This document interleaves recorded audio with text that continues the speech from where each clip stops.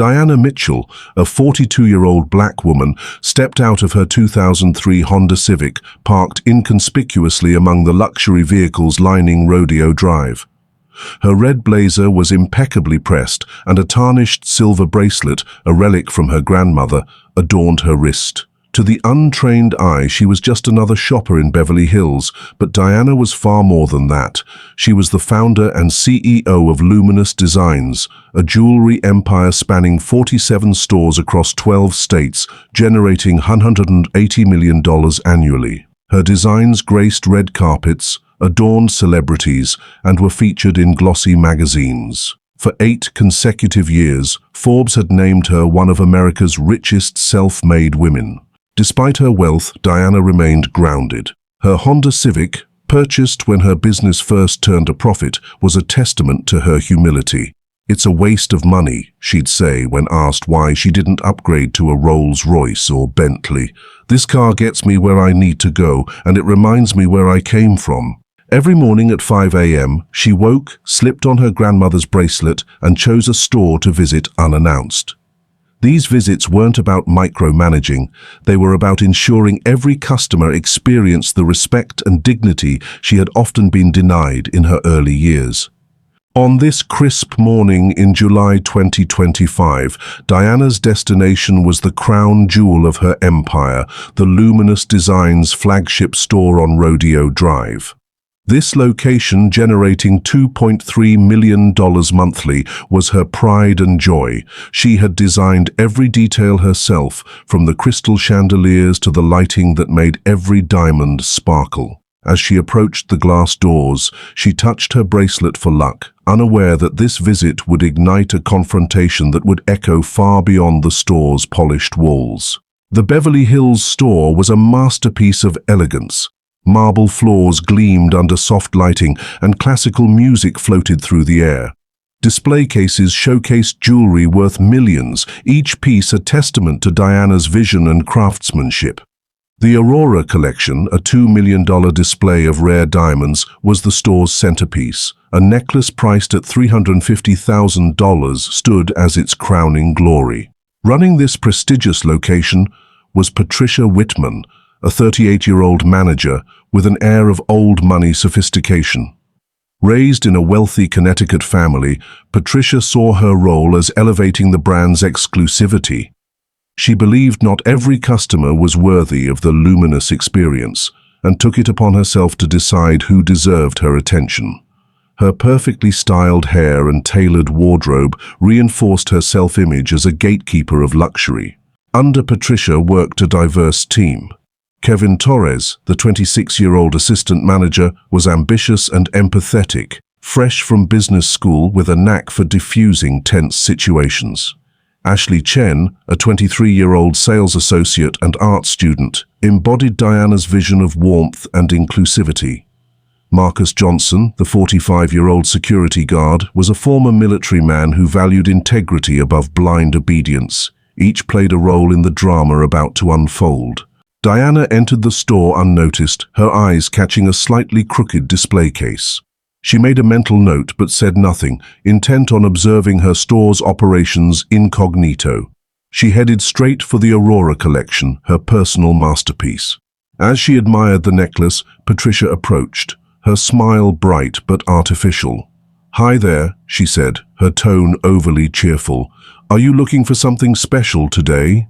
Diana, unaware of the judgment in Patricia's gaze, responded with enthusiasm. "Yes, I'd like to see the Aurora collection." Patricia's smile faltered. In her mind, the Aurora pieces, starting at $200,000, were for serious buyers, not someone driving a decades-old car. "Oh, those are our premium pieces," she said, her voice cooling. "They start at $200,000. Diana, sensing the shift but giving Patricia the benefit of the doubt, replied calmly, "I understand. I'd still like to see them." Patricia hesitated, caught between protocol and her assumptions about Diana's ability to afford such luxury. Reluctantly, she unlocked the display case but hovered protectively, as if guarding the pieces from an unworthy intruder. Diana examined the necklace with a jeweler's precision. "The cut on this diamond is exceptional. Colombian origin," she remarked. Patricia, caught off guard, stammered, "How did you, yes." Customers rarely spoke with such expertise.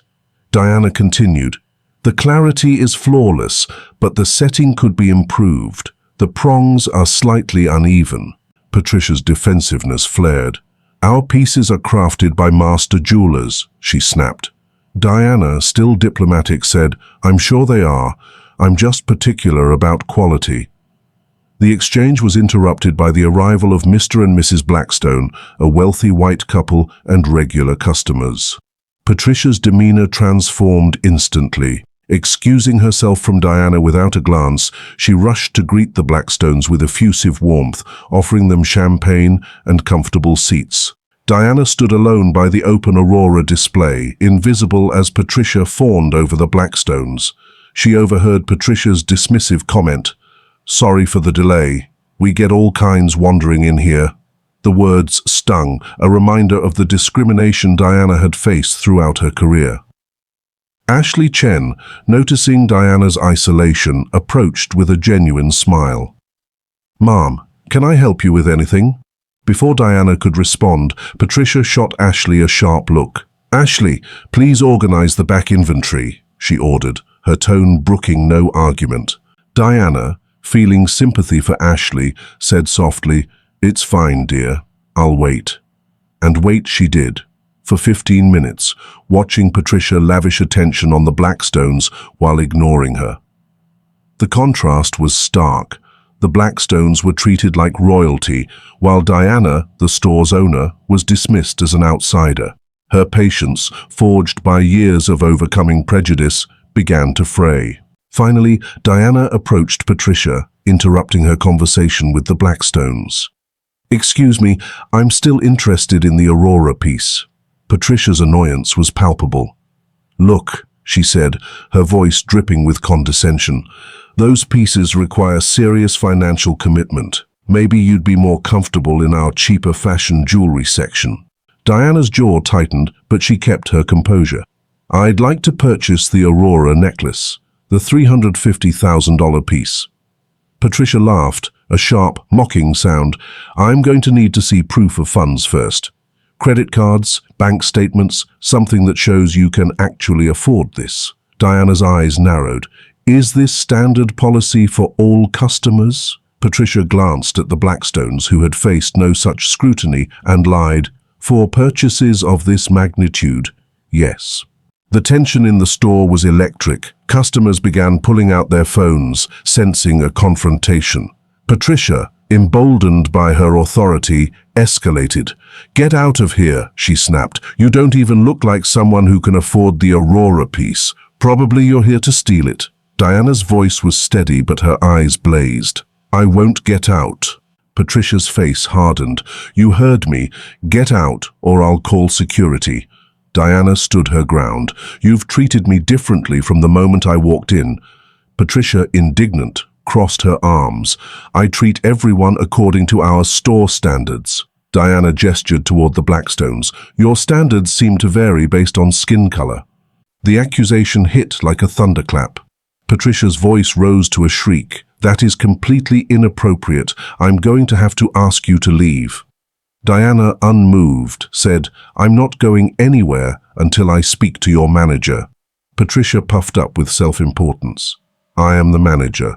There's no one above me at this location. This is my store." Diana's expression shifted, her voice dropping to a dangerous whisper. "Your store?" Patricia doubled down, shouting, "Yes, my store. I decide who gets served and who doesn't." Diana's response was icy. "You've decided I don't deserve service. You've decided I'm causing a disruption and possibly a thief." The store fell silent, the air thick with anticipation. Kevin Torres, sensing disaster, tried to intervene. "Patricia, maybe we should—" But Patricia cut him off. "Kevin, stay out of this." She turned to Marcus, the security guard. "Marcus, escort this woman out." Marcus hesitated. "Ma'am, are you sure?" Patricia's composure shattered. "She's a thief and doesn't belong here. Get her out or you're both fired." Diana's patience snapped, not into rage, but into a cold, calculated fury. She pulled out her phone, her hands steady with purpose. "Don't you dare record this," Patricia screamed. Diana's eyes were like steel. "I'm not recording. I'm calling my board of directors." Patricia's confusion was evident. "You're what?" Diana dialed a number, her voice crisp and authoritative. "Sarah, it's Diana Mitchell. Emergency board meeting, now." The name Diana Mitchell sparked a flicker of recognition in Patricia, but she couldn't place it. Ashley, scrolling frantically on her phone, gasped as she pulled up the company newsletter. There, on the front page, was Diana Mitchell, CEO and founder of Luminous Designs. Kevin's face paled as he connected the dots. Diana continued her call, her voice carrying through the silent store. "Yes, I'm at the Beverly Hills location. We have a serious problem." She listed the offenses: discrimination, harassment, complete abandonment of our core values. Customers recorded every word, their phones capturing a moment of reckoning. If you liked this story, please like, subscribe, and share it with others so they can learn something from it too.